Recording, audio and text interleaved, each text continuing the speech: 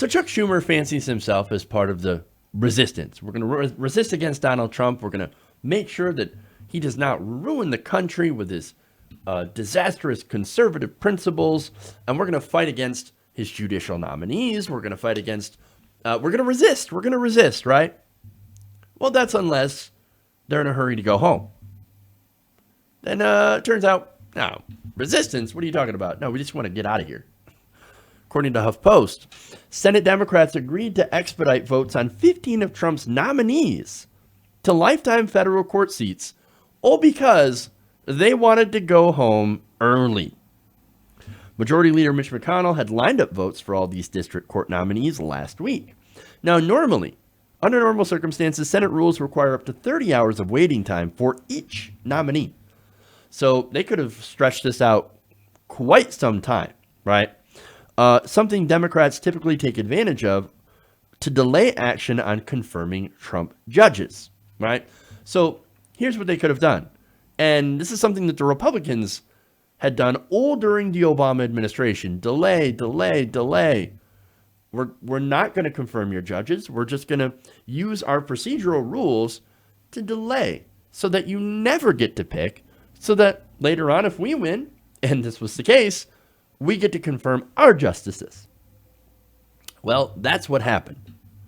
Minority Leader Chuck Schumer had just cut a deal with Mitch McConnell on Tuesday to bypass the wait times and get them all through.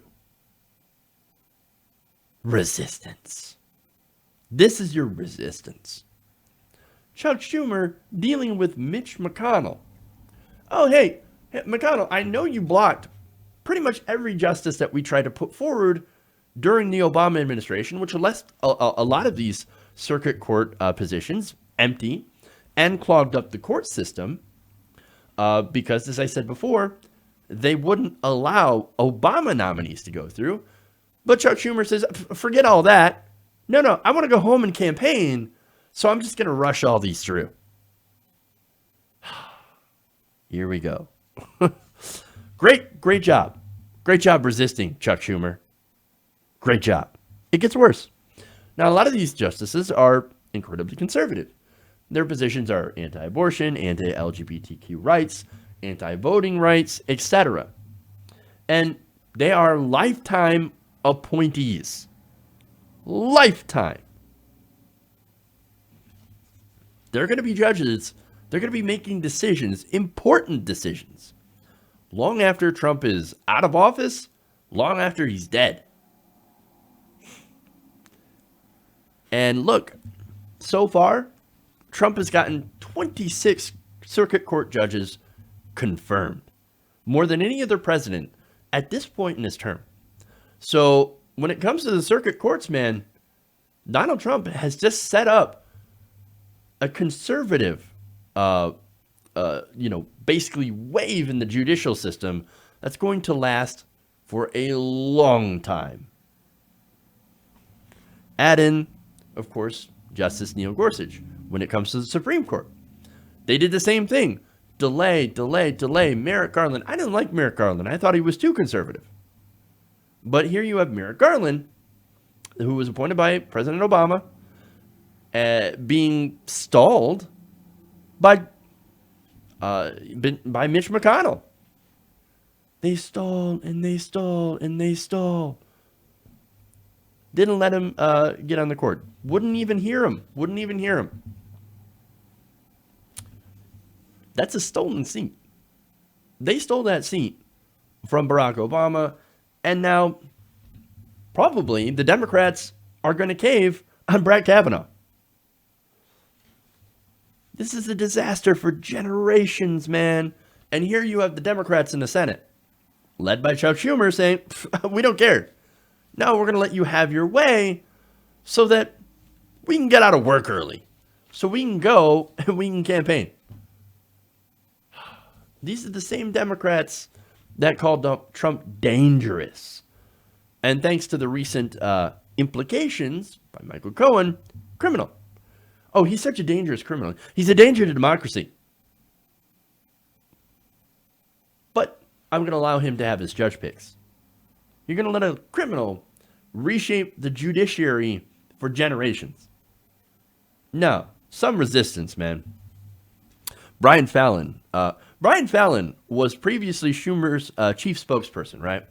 So he came out and he said, quote, trading this many lifetime positions away for a couple of days back home in the dead of August is a metaphor for how myopic the Democrats' approach has been at this dark moment in history. He also says, an entire branch of government is being lost for generations, and Senate Democrats are willfully blind to it. In the coming months and years, these same Democrats will issue outraged statements about the rulings issued by the very judges that they could not be bothered to try to slow down. It is pathetic. Absolutely pathetic. Pathetic is one way to describe the current crop of corporate Democrats. All they care about is power. All they care about is campaigning so they can get reelected. That's it. That's it. This is all politics, and it's sickening. It's disgusting how Washington works. Absolutely disgusting. We need a clean house, man. Now, I have one quote here, right? And this is fun. A senior Democratic aide pushed back on the idea that the Democrats caved. Already that's fun. Noting that most of the judges confirmed Tuesday had Democratic support, which means absolutely nothing, and that some senators would rather be home on the campaign trail. Again, you're already seeing how this is hilarious. This aide, who requested anonymity to speak freely, and probably because he would be completely crushed and destroyed by progressives, said these judges would be confirmed eventually. It could happen while members were in D.C. or back home trying to win a majority in the Senate. And yes, mostly non-controversial judges with lots of Democratic support. He keeps saying, well, they're supported by Democrats, supported by Democrats. Justice Neil Gorsuch was also supported by Democrats. That's the only way that he was able to pass through. That means absolutely nothing. The fact that he's got Democratic support. And speaking of that, right? Oh, no. You understand, these are non-controversial. Let me give you one example, right? Charles Goodwin, all right? Charles Goodwin was one of the justices that got through. He was rated to be not qualified to be a judge by the American Bar Association. The Bar Association says, you're not qualified. We don't think you're qualified at all. Democrats go, don't care. We think you're qualified enough. Can we go home now? Can we go and collect our donor checks? Can we go home? I really want to go back and beg for money at these $2,000 a plate fundraisers. Come on, let's go, let's go, let's go. Sickening, man. The Democrats just let them through. They let them all through. They don't fight. They don't have a backbone. And it's because, look, they're not paid to fight. Now, Republicans fight like lions against Democrats. They're vicious. And you know what? In politics, that actually works. You have to be vicious. Democrats, however, they're like little lambs. When you're going against Republicans, they refuse to be vicious. They refuse to fight. No. They save that. They save that energy to fight progressives. I've never seen a Democrat attack Republicans as viciously as they attack progressives. That's why we have to beat the corporate Democrats, man. Primaries. That's the only way we're going to win. The only way we're going to get rid of these guys is if you challenge them, if you challenge their power. Because if you don't, they're going to keep abusing it. And we're going to keep getting shit like this. Hey, everybody. Thanks for watching this video. If you want to see more like this, please hit the subscribe button below. And if you want to support truly independent progressive media, please consider becoming a patron at patreon.com/TYTNation.